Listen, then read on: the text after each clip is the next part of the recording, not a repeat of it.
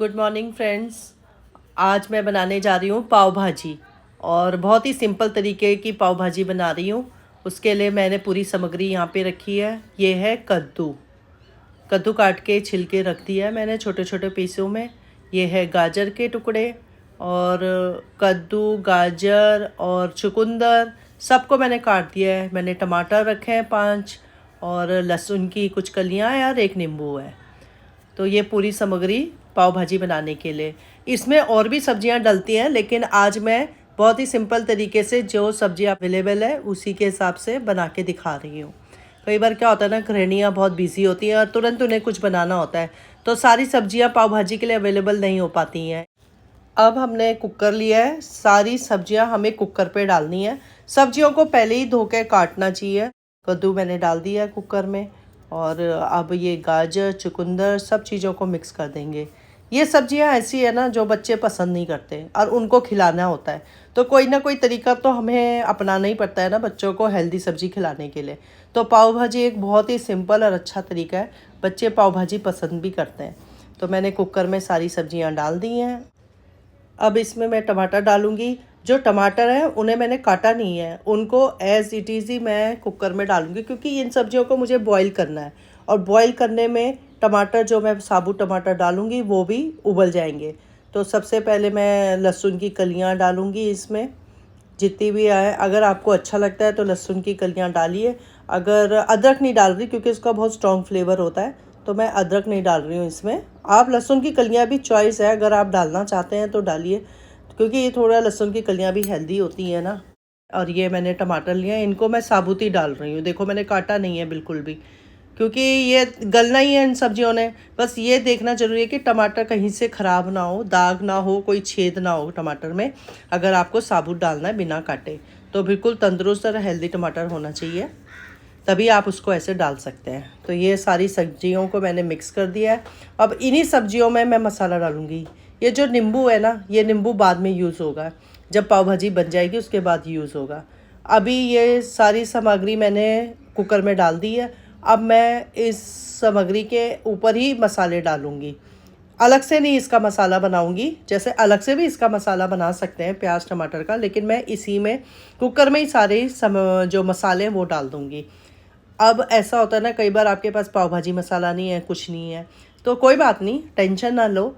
जो आपके नॉर्मल मसाले, 4 मसाले तो नॉर्मल होते ही हैं, हर घर में पड़ते हैं, उनको आप डाल दीजिए। देखिए मैंने हल्दी का एक आधा चम्मच डाल दिया है, मिर्ची भी मैं आधा चम्मच डाल रही हूँ। आप चाहे तो हरी मिर्ची भी डाल सकते हैं, मैंने अभी हरी मिर्ची नहीं डाली है, लाल मिर्ची डाली है। और ये स्वाद अनुसार नमक। मिर्ची और नमक हमेशा अपने स्वाद अनुसार ही डालिए, क्योंकि कई बार कुछ लोग तीखी मिर्ची वाला खाना खाते हैं, कुछ लोग हल्की मिर्ची वाला। तो ये नमक डाल दिया मैंने स्वाद अनुसार। 4 मसाले डालने के बाद अब मेरे पास पाव भाजी मसाला पड़ा हुआ है, तो मैं पाव भाजी मसाला भी इसमें डाल रही हूँ।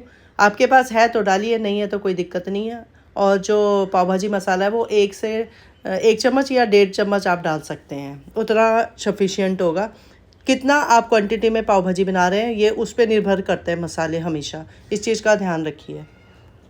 इसको उबालेंगे, लेकिन जब हम इसे खोलेंगे तो उबली हुई फीलिंग आएगी। उसको हटाने के लिए हम इसमें पहले ही ऑयल डाल देंगे। अब आपके पास जौन सा ऑयल अवेलेबल है आप वो डालो, बस सरसों का तेल नहीं डालना। उसके अलावा बटर, घी, रिफाइंड ऑयल या कोई भी तिल का तेल डाल सकते हैं। मेरे पास तिल का तेल है तो मैं तिल का तेल डाल रही हूँ। अभी बटर भी डाल सकते हैं, वैसे पाव भाजी में तो बटर ही डलता है, लेकिन मैं अभी थोड़ा ऑयल भी डालती हूँ। और अभी ये देखिए मसाले डाल दिया। अब इनको थोड़ा सा मिक्स कर देंगे, बिल्कुल नीचे तक नहीं करेंगे, ऊपर ही ऊपर थोड़ा अच्छे से मिक्स करेंगे, क्योंकि नीचे क्या है ना वो लग सकते हैं, मसाले चिपक सकते हैं, इसलिए ऊपर ही ऊपर थोड़ा मिक्स कर देंगे। और इसके बाद हम लोग इस पर ढक्कन लगा देंगे। अच्छे से मिक्स कर दिया ना हमने, देखो है ना कितनी सिंपल, ज़्यादा हमें कुछ करना ही नहीं, ये हमने अच्छे से मिक्स कर दिया। अब इस पे हम ढक्कन लगा देंगे, कुकर का जो ढक्कन है ना उसको लगा देंगे। इसमें कोई पानी नहीं डाला मैंने, इस चीज़ का ध्यान रखना, पानी डालने की कोई ज़रूरत नहीं है। और आपको सीधा इसे मसाले डाल के थोड़ा सा ऑयल या बटर डाल के आपने इसमें ढक्कन लगा देना है। कुकर का जो ढक्कन है वो डायरेक्ट लगा देना है। अब कुकर को गैस के ऊपर रख देंगे हम लोग, और कम से कम 5-6 सीटी लगवानी है हमने कुकर पे। और इसको हम ना मीडियम आंच में रखेंगे या कम आंच में रखेंगे, ताकि जो इसका अंदर का मसाला है वो एकदम तेज आंच से जले ना। तो इसको हमने सिम आंच करके देखो आंच को कम कर दिया और अब इसको रख दिया। मैंने पाव मंगा लिए हैं, फ्रेश पाव हैं। ये कैसे फ्रेश आप पता कर सकते हो वो मैं आपको बताती हूँ आगे। मैंने पाव को काट दिया बीच में से, और आपको बताती हूँ फ्रेश पाव की निशानी क्या होती है। ये देखो, आप इस पाव को दबा रहे हैं और ये पाव वापस आ रहा है अपनी ओरिजिनल शेप में, तो इसका मतलब ये फ्रेश है। ये देखो, मैं इसे प्रेस कर रही हूँ ना, फिर वापस अपनी ओरिजिनल शेप में आ रहा है। अब देखो दूसरे पाव को दिखाती हूँ। ये देखिए, मैंने प्रेस किया, ये एकदम से अपनी ओरिजिनल शेप में आ गया है। आ रहा है ना, तो इसका मतलब ये फ्रेश पाव है। और एक और तरीका बताती हूँ जानने का कि का जो ये बूरा है ना, इसको मैं ऐसे झाड़ रही हूँ, लेकिन इसका ना बूरा झड़ नहीं रहा। इसका मतलब ये फ्रेश है, क्योंकि जो बासी पाव होते हैं ना, उसको ऐसे हाथ से झाड़ो तो उसका बूरा झड़ता है। तो इन दो तरीक़ों से आप पता कर सकते हो कि ये फ्रेश पाव है। साथ में मैंने बटर भी ले लिया है और बटर में ही मैं पाव को सेकूँगी। और यहाँ पे मैं तवा रख दिया मैंने गैस के ऊपर। तवे को थोड़ा गरम करेंगे। अब इन पाव को तवे पे हम सेकेंगे बटर लगा के। अब ये मैंने बटर, ये देखिए, ये मैंने बटर ले लिया है चम्मच से काट के। अब इसको मैंने तवे पे ऐसे डाल दिया है। थोड़ा इसको तवे के चारों तरफ लगाएंगे, छोड़ दिया। सिम आंच में करना है सब काम आपने, क्योंकि तब बटर बहुत जल्दी गलता है। ये देखो, थोड़ा थोड़ा बटर का जो लिक्विड है उस पर पाव लगाएंगे ऐसे करके, और इसको साइड में रखते रहेंगे। बीच में बटर है वो गलता जा रहा है और पाव सिकते भी जा रहे हैं। और गैस जो है सिम आंच है, कम आंच में करना है ये सब, नहीं तो आपका हाथ जल सकता है। तो ये देखिए, आंच मैंने बिल्कुल कम की है। अब इनको ऊपर से ऐसे घुमाएंगे, क्योंकि ऊपर से अभी पाव ठंडे हैं ना, तो आप हाथ से कर सकते हो। अगर आप हाथ से नहीं कर सकते तो पलटा होता है या जो भी चीज़ से आप सब्जियां हिलाते हो उससे कर सकते हो। देखो ये है ना, इससे आप इसको ऐसे प्रेस कर सकते हो, तो ये नीचे से सिक जाएंगे अच्छे से पाव। अब इनको हम पलटेंगे। देखो एक एक करके पलट रहे हैं। बटर फिर नीचे की तरफ नहीं लगाना है, एक ही तरफ लगाना है। जो लग गया है बटर ना, जो तवे में बचा होगा वो पीछे की साइड भी लग जाएगा। बस इस तरीके से हमने पाव को दोनों तरफ से अच्छे से सेकना है। अब मैंने कुकर को खोल दिया है, खोल के देखती हूँ। ये देखिए, अच्छे से बॉईल हो चुकी है हमारे पाव भाजी की सब्ज़ी।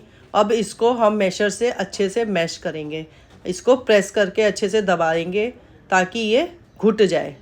तो ये जो मैशर है इससे इसको मैश करेंगे अच्छे से, क्योंकि ये गरम गरम है, तो गरम गरम में बहुत अच्छे से सब्जी को पीसा जा सकता है, इसको मैश किया जा सकता है।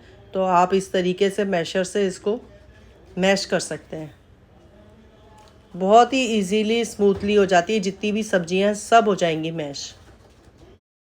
ये देखिए फाइनल रिज़ल्ट। मैंने प्लेट में पाव और साथ में प्याज भी कट कर दिए हैं, हरी मिर्ची रखी है, नींबू का एक टुकड़ा रखा है, और पाव भाजी जो हमारी बनी है उसको सर्व कर दिया। उस पर हरा धनिया डाल दिया है। कलर देखिए कितना प्यारा कलर, लाल कलर आ रखा है पाव भाजी का। बहुत ही सुंदर लग रही है दिखने में, है ना। बहुत ही आसान तरीका पाव भाजी बनाने का, और खाने में भी बहुत टेस्टी होती है। इसमें खटाई के लिए आप आमचूर भी डाल सकते हो या नींबू डाल सकते हो। मैंने आमचूर डाला है, नींबू एक साइड में रख दिया। किसी को ज़्यादा खटाई वाला खाना है तो वो नींबू डाल सकता है। प्याज काट के रख दिया, हरी मिर्ची रखी है। अब इसके साथ आप पाव भाजी खाइए। बहुत ही लजीज और अच्छी और टेस्टी पाव भाजी है। अगर आपको ये रेसिपी पसंद आई तो चैनल को लाइक कीजिए, सब्सक्राइब कीजिए। मिलते हैं एक नई रेसिपी के साथ।